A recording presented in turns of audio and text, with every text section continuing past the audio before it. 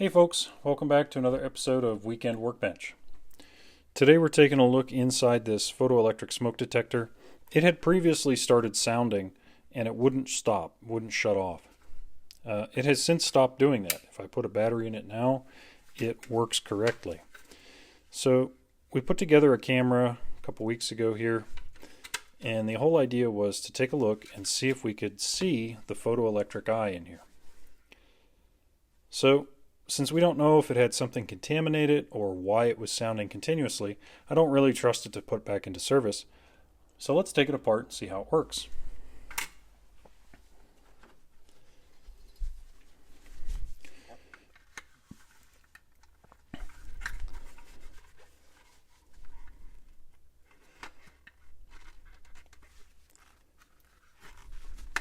Old smoke detectors had a radioactive element inside, but in recent years we've seen those go away, and instead we get a little photoelectric cell. So the smoke would enter through the little slots in the side here, and once the smoke entered, it interrupts a beam. Interesting though, you just heard it try and sound. I wonder if we put a battery in if it'll go again. Once that beam has been interrupted, the detector sounds.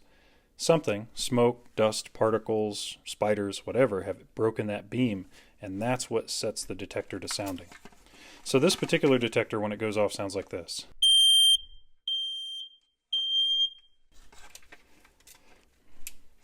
So we'll go ahead and take the battery out. You can see the circuitry on here is relatively straightforward. There's not a lot of complexity, there's very little processing happening. It's really just a power sounder and a detector element.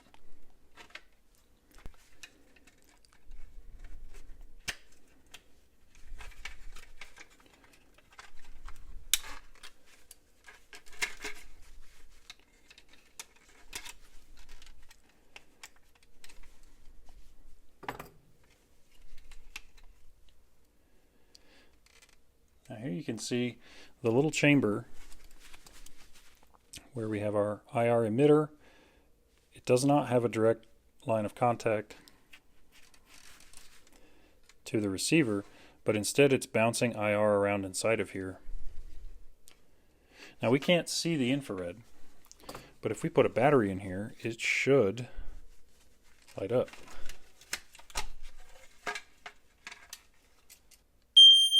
Now we're getting sounding continuous, and I'm not sure if it's because we've opened the detector element or if there's something else going on, but we're going to go ahead and interrupt that circuit.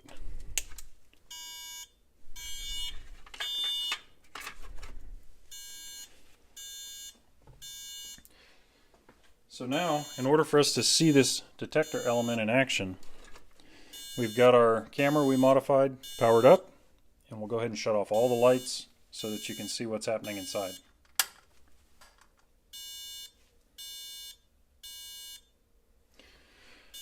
Now with all the lights off, you can see on our infrared the flicker of the IR LED.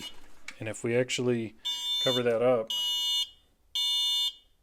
you can see it on our modified camera pulsing the IR LED. So in this case at least, it is at least pulsing the IR. The IR is not dead. So something in the detection circuit has set off our system here. Now, there's really not much else to this, and I don't see any way to really clean it up or fix it, so I haven't planned to keep this detector. I don't trust it to leave it in service. But I'm not entirely sure what happened here. We know that our emitter is working. We know that our enclosure is clean. There's no dust or spider webs or anything in there blocking the enclosure. But it's an interesting look inside the detector mechanism. You can see some of the slots here are wide enough that small insects could potentially get in there, but I don't see anything like that. So it's kind of a mystery here.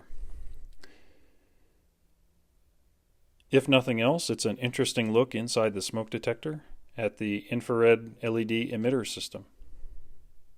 Thanks for watching. Hi folks, thanks for stopping by and checking out my videos. Here's a few more you might like. While you're here, don't forget to like and subscribe to support the channel.